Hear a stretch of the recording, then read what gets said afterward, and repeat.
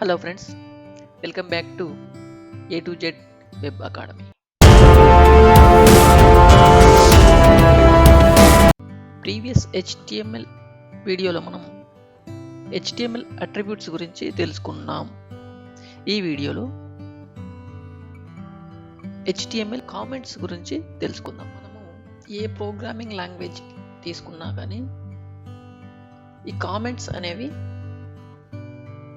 చాలా important. Okay, ప్రతి programming లాంగ్వేజ్లో కామెంట్స్ అనేవి ఉంటాయి. కాకపోతే కామెంట్స్ డిక్లరేషన్ డిఫరెంట్గా ఉంటుంది లాంగ్వేజ్, ప్రోగ్రామింగ్ లాంగ్వేజ్ని బట్టి. ఓకే, మరి ఈ కామెంట్స్ వలన యూజ్ ఏంటంటే రియల్ టైంలో ఏదైనా అప్లికేషన్ ఏదైనా వెబ్సైట్ తీసుకున్నప్పుడు మల్టిపుల్ డెవలపర్స్ ఒకే అప్లికేషన్, ఒకే వెబ్సైట్ని డెవలప్ చేస్తూ ఉంటారు. ఓకే, సో ఈ విధంగా మల్టిపుల్ డెవలపర్స్ వర్క్ చేస్తున్నప్పుడు ఒకరు రాసిన ప్రోగ్రామింగ్ కోడింగ్ ఇంకొకరికి అర్థం కాకపోవచ్చు. ఫర్ ఎగ్జాంపుల్, ఒక టీంలో 4 మెంబర్స్ ఉన్నారనుకోండి. 2 members junior developers, 2 members senior developers ఉన్నారనుకుందాం. సో ఈ సీనియర్ డెవలపర్స్ రాసిన కోడ్ జూనియర్ డెవలపర్స్కి అర్థం కాకపోవచ్చు. ఓకే, అప్పుడు సీనియర్ డెవలపర్స్ జస్ట్ వాళ్ళు రాసిన కోడు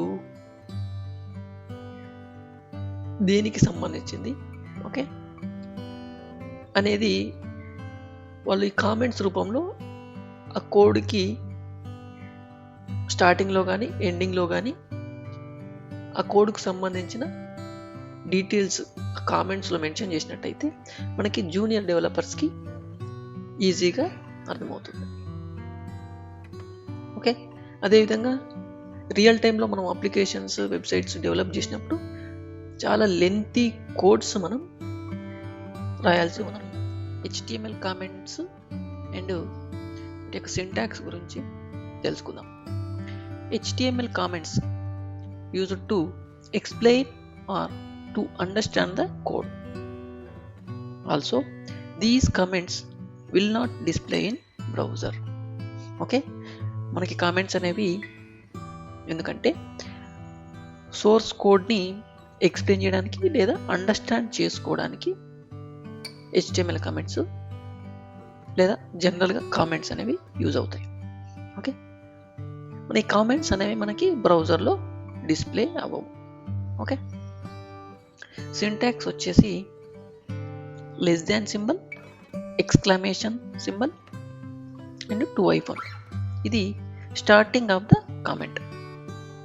ఓకే, సో అదేవిధంగా 2 hyphens and greater than symbol. Okay, ఇది ending of the comment. Okay, ఇది స్టార్టింగ్ ఆఫ్ ద కామెంట్, ఇది ending of the comment. Okay, ఈ బిట్వీన్ దీస్ 2 మనం ఏదైతే రాస్తామో అది కామెంట్ కింద బ్రౌజర్ అనేది అండర్స్టాండ్ చేసుకుంటుంది. ఓకే, సో అప్పుడు ఈ బిట్వీన్ దీస్ 2 మనం ఏది రాసినా మనకి బ్రౌజర్లో డిస్ప్లే అవ్వదు. ఓకే, ఇప్పుడు మనము ఒక ఎగ్జాంపుల్ ద్వారా చెక్ చేద్దాం. సో నేను HTML comments.html అని ఒక ఫైల్ క్రియేట్ చేశాను. అందులో స్టైల్ ట్యాగ్ పైన కస్టమ్ CSS అని ఒక కామెంట్ ఇచ్చాను. చూడండి, less than symbol, exclamation symbol, 2 hyphens. Okay, అదేవిధంగా ఎండ్లో 2 hyphens, greater than symbol. Inside these 2 నేను కస్టమ్ CSS అని కంటెంట్ ఇచ్చాను. సో ఇది కామెంట్ లాగా బ్రౌజర్ తీసుకుంటుంది అనమాట. ఓకే, సో ఇన్సైడ్ దీస్ 2 మనం ఏది రాసినా బ్రౌజర్ కామెంట్ లాగా తీసుకుంటుంది. సో ఇది మనకి బ్రౌజర్లో డిస్ప్లే అవ్వదు. ఓకే, సో ఈ ఎడిటర్లో చూడండి మనకి ఇది గ్రే కలర్లో డిస్ప్లే అయిపోయింది. ఓకే, సో ఇది ఎడిటర్ని బట్టి డిఫరెంట్ కలర్స్లో డిస్ప్లే అవుతుంది. ఓకే, స్టైలింగ్ని బట్టి, ఆ ఎడిటర్ యొక్క స్టైలింగ్ని బట్టి కామెంట్స్ అనేవి డిఫరెంట్ కలర్స్లో డిస్ప్లే అవుతాయి. కొన్ని ఎడిటర్స్లో గ్రీన్ కలర్లో డిస్ప్లే అవుతాయి, కొన్ని ఎడిటర్స్లో ఈ విధంగా గ్రే కలర్, ఓకే, డార్క్ గ్రేలో, లైట్ గ్రేలో డిస్ప్లే అవుతూ ఉంటాయి. Okay, next inside body H1 tag ఒకటి తీసుకున్నాను, HTML కామెంట్స్ ట్యూటోరియల్ అని. సో దీనిపైన నేను మెయిన్ హెడ్డింగ్ అని ఒక కామెంట్ ఇచ్చాను. ఓకే, సో అదేవిధంగా ఒక సెక్షన్కి స్టార్ట్లో అండ్ ఎండింగ్లో ఒక కామెంట్ ఇచ్చాను. ఫస్ట్ సెక్షన్ కంటెంట్ స్టార్ట్ అని, ఫస్ట్ సెక్షన్ కంటెంట్ ఎండ్ అని.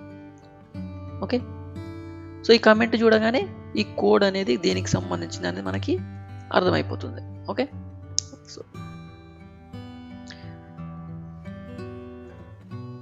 సో ఈ డివ్కి కూడా నేను స్టార్టింగ్లో ఫస్ట్ డివిజన్ కంటెంట్ అని చెప్పి ఒక కామెంట్ ఇచ్చాను. Okay, next second section content అని చెప్పి ఇంకొక సెక్షన్కి కామెంట్ ఇచ్చాను. సో ఇక్కడ మనము సింగిల్ లైన్లో ఉన్నాయి, ఇంతవరకు చూసినవి సింగిల్ లైన్లో కామెంట్స్ అనేవి ఉన్నాయి. మనం మల్టిపుల్ లైన్స్లో కూడా కామెంట్స్ అనేవి ఇవ్వచ్చు. సో సింగిల్ లైన్ అయితే మనకి ఈ విధంగా ఇచ్చుకోవచ్చు. మల్టిపుల్ లైన్ అన్నప్పుడు సో ఈ ట్యాగ్స్ అనేది ఏం మారదు, స్టార్టింగ్ అండ్ ఎండింగ్ సేమ్ ఉంటుంది. మనం మల్టిపుల్ లైన్స్లో కామెంట్స్ అనేది ఇవ్వచ్చు. ఈ విధంగా కూడా మనం మల్టిపుల్ లైన్స్ని డిక్లేర్ చేయొచ్చు కామెంట్స్. సో అదేవిధంగా ఇంకొక యూజ్ ఏంటంటే, ఫర్ ఎగ్జాంపుల్ మనం ఈ విధంగా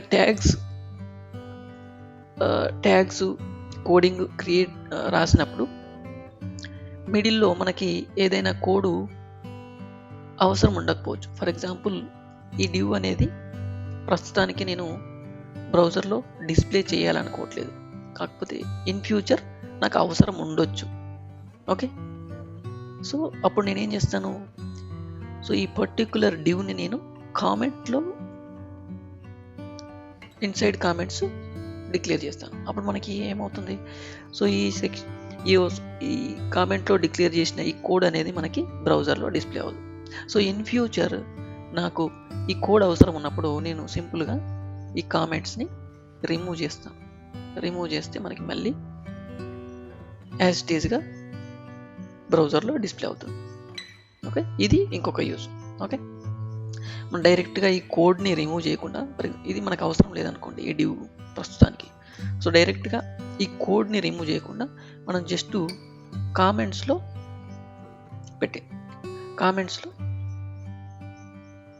డిక్లేర్ చేసి మనకి ఇన్ ఫ్యూచర్లో అవసరమైనప్పుడు జస్ట్ ఈ కామెంట్స్ రిమూవ్ చేసి ఈ కోడ్ని మళ్ళీ మనం యాజ్ ఇట్ ఈజ్గా యూజ్ చేసుకుంటాం.